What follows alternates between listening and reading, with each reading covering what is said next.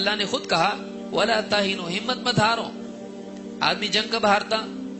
پہلی ہمت ہارتا. نہیں ہو سکتا. جب نہیں اندر سے جب وہ سوچ لیتا ہے نہیں ہو سکتا ہے تو پہلی جنگ کہاں ہارتا ہے آدمی؟ اندر. دوسری جنگ باہر ہارتا ہے. اگر اندر نہیں ہارے تو ایسا انسان جمع رہتا ہے اور بعض اوقات بظاہر ہاری ہوئی جنگ کو بھی جیتتا ہے. مومن کے اندر یہ حوصلہ ہونا چاہیے. یہ حوصلے کی کمی ہے جو انسان مسائل میں ٹوٹ جاتا ہے. اور حوصلہ آتا ہے یقین کی بنیاد پر.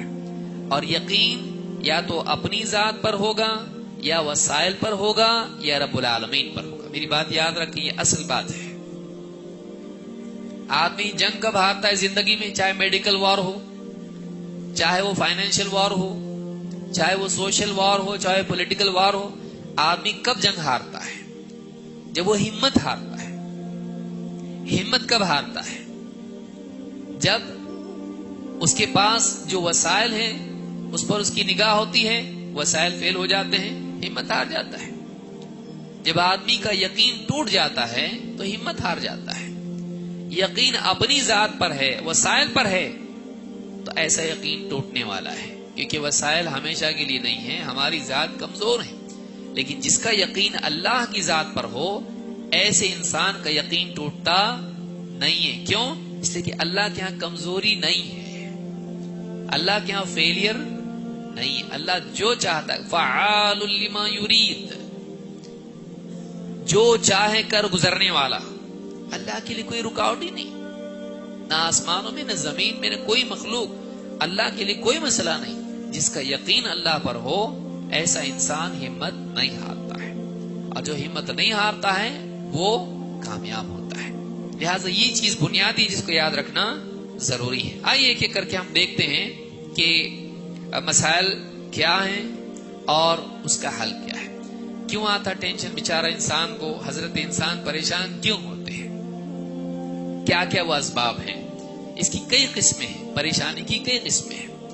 غم، فکر، ٹینشن، تنگی، بے چینی اور اس طرح کی جتنی چیزیں ہیں کہاں کہاں سے آتی ہیں. سائیکولوجیکل پرابلم کیوں آتا، کہاں کہاں سے پریشانی آتی، ایک ایک کر کے ہم اسباب اور ان کا علاج انشاءاللہ دیکھیں گے. نمبر 1، دنیا کی پریشانیاں اور ناکامیاں. دنیا کی پریشانیاں.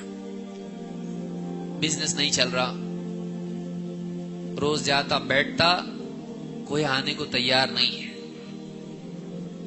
پکوڑے کی دکان کھولا لیکن وہ بھی نہیں چل رہی، پیاز مہنگی ہو گئی.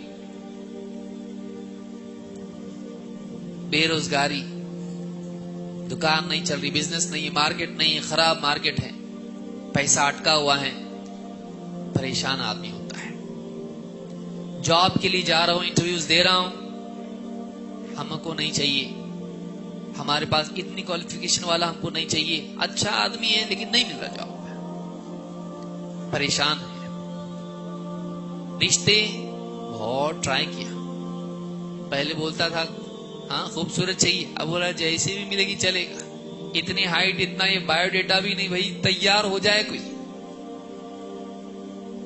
22 سے 25 سے 26 کے بیچ میں چوائس ہوتی ہے. 26 جب 27 28 ہونے لگتا ہے تو اس کی جو ڈیمانڈ ہوتی ہے اس کی لسٹ چھوٹی ہو جاتی ہے. جیسی بھی ہو چلے گی. پہلے کیسا بولتا ہے؟ ایسی ہونا چاہیے، ایسی ہونا چاہیے، ایسی ہونا چاہیے. جیسی عمر اس کی جو 25 کراس کر جاتی ہے اور یہ 28 اور 29 کے آس پاس سانس لینے لگتا ہے تو کیا بولتا ہے رشتے ڈھونڈنے والوں کو؟ کیسی چاہیے پوچھتے ہو، آپ کو کیسی لڑکی چاہیے؟ تو جیسی بھی ہو چلے گی. مسلمان ہو، 5 وقت کی نماز پڑھے گی چلیے، خوبصورت نہیں بھی رہے چلے گی، جیسی بھی ہو، زیادہ پڑھی بھی نہیں بھی چلے گی. کھانا بنائیں بس، بچوں کو سنبھالیں، ایسی ہو جائے بس. ساری چیزیں ٹینشن ایک کے بعد ایک. بچیاں ہیں، رشتے، لوگ آ رہے ہیں دیکھ رہے ہیں جا رہے ہیں، آ رہے ہیں دیکھ رہے ہیں جا رہے ہیں، رشتہ نہیں ہو رہا ہے. فیلئر ایک کے بعد ایک. جب ریجیکشن آتا ہے، لڑکا ہو لڑکی ہو، نکاح کا معاملہ ہو، جاب کا معاملہ ہو، ڈیل بزنس کی ہو، ریجیکشن، فیلئر، آدمی کا دل ٹوٹتا ہے، فرسٹریشن بڑھتا ہے، بے چینی بڑھتی ہے اور آدمی ناکامی کو زندگی اور موت کا مسئلہ بنا لیتا ہے.